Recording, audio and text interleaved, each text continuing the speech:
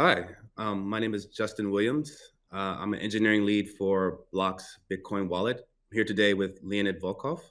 And Leonid, I would love to get an introduction from yourself. Hi, my name is Leonid Volkov. I'm Chief of Staff for Alexey Navalny and the President for the Anti-Corruption Foundation that Alexey Navalny has founded 12 years ago. In Russia, since 2016, we use Bitcoin as a part of our crowdfunding strategy, and well, I'm eager to tell you more further. Awesome. So let's get started. First question I have for you is, where have you seen Bitcoin make the most impact in Russian politics? Well, in the beginning, when we launched our huge crowdfunding campaign to get Alexei Navalny on the presidential ballot for the 2018 presidential election, Bitcoin was more than an idea. Like we have to be modern and to go like ahead with along with the modern technology. But soon we figured out that it's actually a very important tool which prevents Russian government from blocking our crowdfunding campaign. Throughout Alexei Navalny's 2018 presidential campaign, we've been fundraising using like regular tools, mostly using like regular banking inside Russia, which was efficient.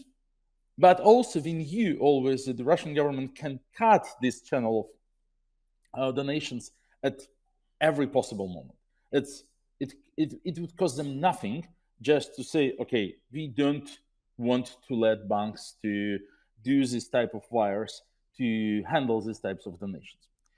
Why didn't they do that? Because we also had a Bitcoin wallet set up, and they perfectly knew if they cut our regular donations, well, many people will actually go to use Bitcoin, and they will like lose control over the situation. They will not be able to see like what who is donating to us and how much money we are collecting and so on.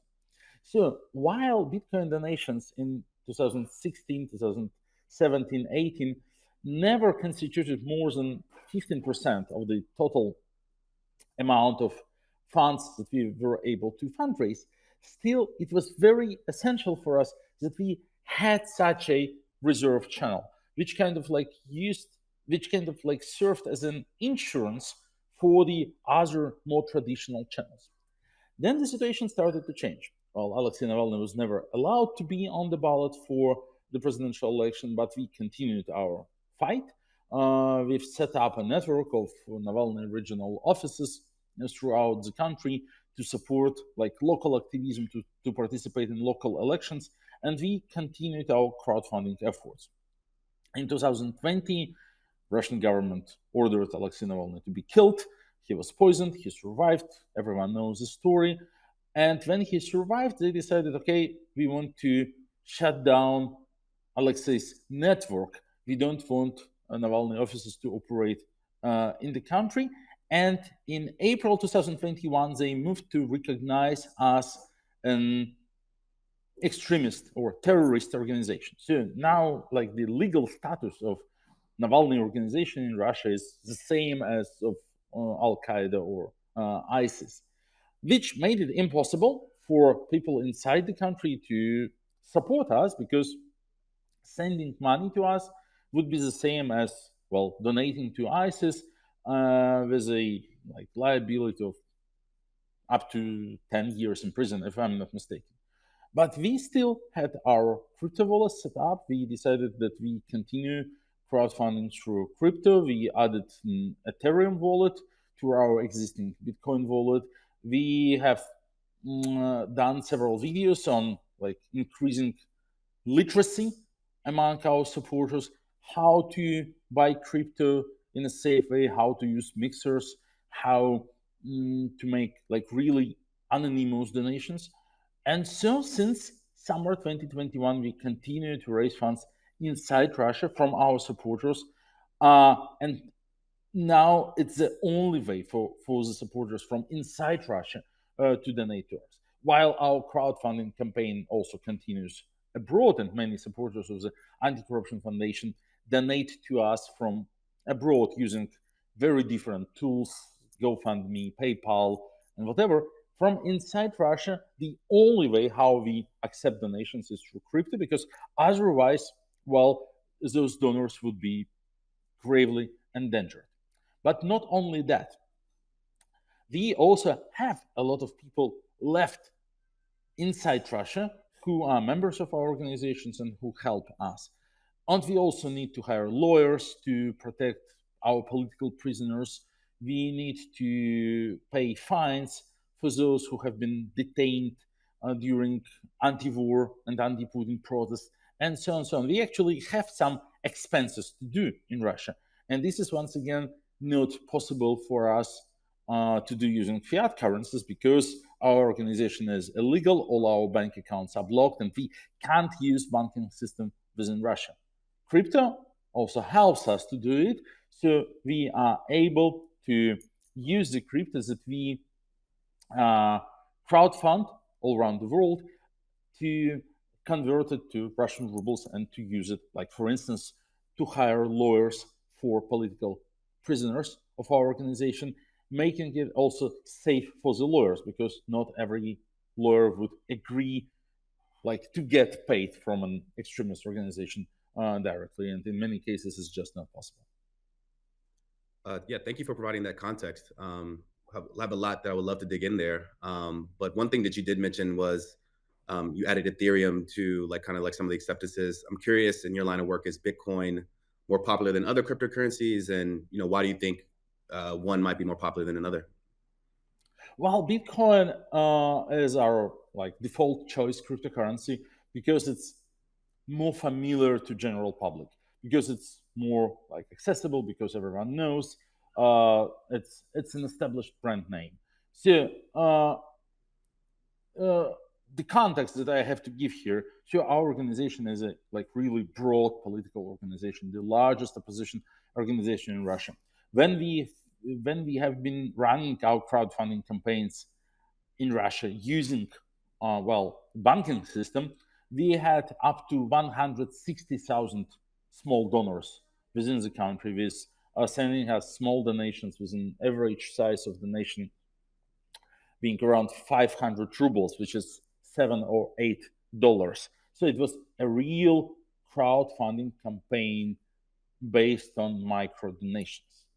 So we didn't want to give ourselves a task to educate like 160,000 people how to use some like very sophisticated modern technology.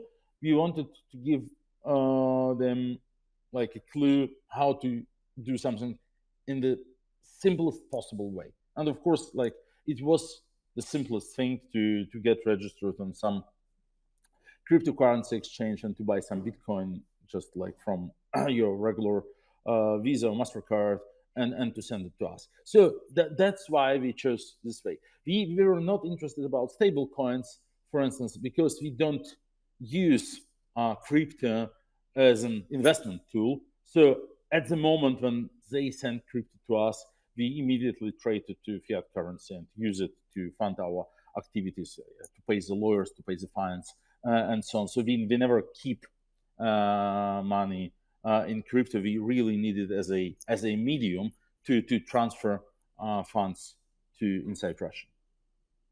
Awesome. And so you also mentioned kind of like there's an education component to teaching folks about Bitcoin. I think you mentioned a series of videos that you kind of had used to kind of educate Russian people and your donors. Can you maybe talk about some of those challenges you've observed in educating people about Bitcoin? Well, yeah, the vast majority of our donors were not familiar to this. Were a little bit like they had their reservations if it's legal or not. If I'll manage, if like being a very regular person, like not specifically tax savvy, if I will actually be able to manage it. I have some success stories of like talking to people of the age of my parents, uh, like designing instructions for them that were enough to uh, teach them how to use cryptocurrencies. Talking to the parents is one particular thing, because like the Anti-Corruption Foundation is quite a large organization. So we have now about 130 employees, mostly in Vilnius in Lithuania.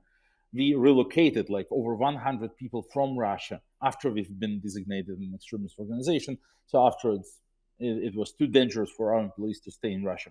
Most of them have families left behind in Russia, and most of them support their families, and they just have to send also a part of their salary just to their parents in Russia. So everyone had this task also to like educate their parents how to use cryptocurrency, and we intentionally designed our videos and our PDF instructions as usable as possible, like to make it accessible for every generation. And as of now, I'm not aware of any case when any of our colleagues was not able to educate his or her relatives how to use cryptocurrency. Yeah. And when with the education component, obviously you started, with the need for political donations, but as you educate more citizens about the tool and what it can be used for, how have you seen Bitcoin help everyday citizens in the region beyond politics? Well, I don't know. That's not our domain. That's not what I care about. So we have to be focused on our work. We see that we get more and more crypto donations every month from all around the world. Hope we don't know where they come from, but hopefully also from Russia, from our supporters within Russia. And well, that's our KPI. That's what we aim to achieve. Cool. And you also mentioned like using Bitcoin to pay lawyers and things like that, or some people might be hesitant to be paid in it. I'm curious of how you found, like you mentioned, kind of the on ramp experience, like getting people into exchanges to buy Bitcoin. Have you found any difficulties with folks like off ramping Bitcoin to actually deploy those funds for what you needed for your campaigns or whatever you might need for Oh, your. so far not. So far not. So in Russia, the situation is actually still quite liberal in some regards. So it's not a big deal to convert like Bitcoin or other cryptocurrencies to Russian rubles. There are ways. There are Telegram bots which easily allow you to do it. This is also part of our education, like how to do it. And yeah, normally our correspondents, so the recipients of crypto from us, don't face any difficulties. Russian government is trying to do something. Russian government is trying to impose more restrictions, but not very successfully. Also because I believe there are many proponents of cryptocurrency use within the Russian government. They need Bitcoin to be able to transfer their funds abroad, to avoid sanctions, to, or okay, I mean, for instance, of course, all the trade with forbidden substances in Russia is definitely like under the umbrella of security service.